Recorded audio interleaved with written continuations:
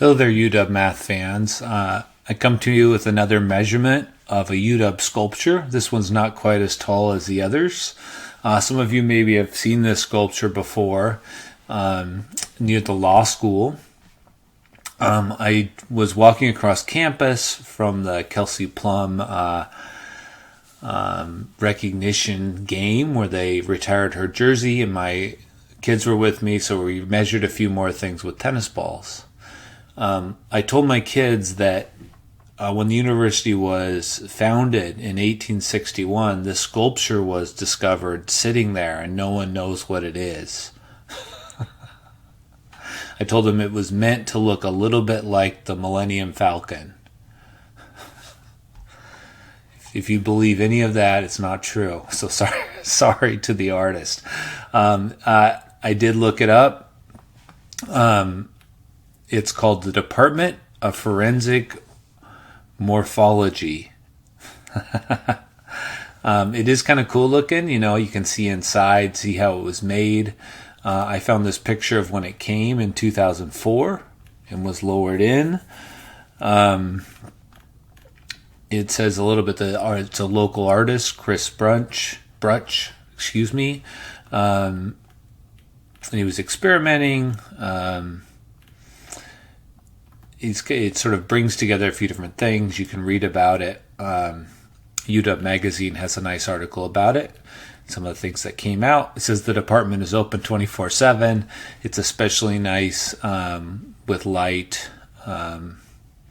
So kind of cool to check out. But how tall is it? This was harder because it's shorter. I tried to get my hand a little closer to the ground, so we recorded it. So here we go. It's going to be fast. Boom. So this is what I'm not using any sort of good software. It's my phone. I just throw it. This time I tried to throw and let it bounce. Now I screwed up the experiment because I released it a little higher.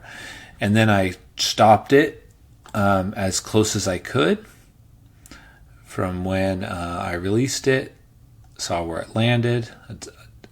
The amount of the bounce is for another story. I have that in my list of things to do. But when I did it carefully from exactly when I threw it, it came out to be a 1.48. Okay, that's how I'm doing it. That's how I'm measuring things. I'm just figuring out throw to catch. So in this case, I was trying to actually measure throwing from the ground to catching it. And again, I calculated in a separate video. You just double that number and square it. So let's see, double and square, 8.7616. So there's my unofficial measurement of the height. It's a little over 8 feet tall. That's probably close. Again, this is just a ballpark. As I said, the original reason for me doing all of this was to get a physical example of a function and its derivative. This is the path of the ball where this is time. It does mean I had to throw it. It's kind of been interesting to do this. About 24 feet per second to get it up there. It gets to the top.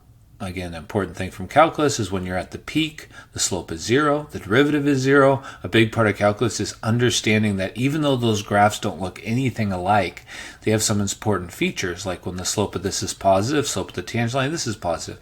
Right at that moment, after 0.4 seconds, the tennis ball was going 10.2 feet per second. You can see it was slowing down this whole time. This bothers people that gravity pulls you down and you can still go up. But I gave it an initial velocity and gravity was fighting me. So there's some good little nuggets here. So half a second in, it had slowed down all the way to about 8 feet per second. About half the time it was there. And then it had a negative velocity. All right. So the department, let me say it right, of Forensic Morphology is a little over 8 feet tall. All right. Thanks for listening, and I have more things to measure.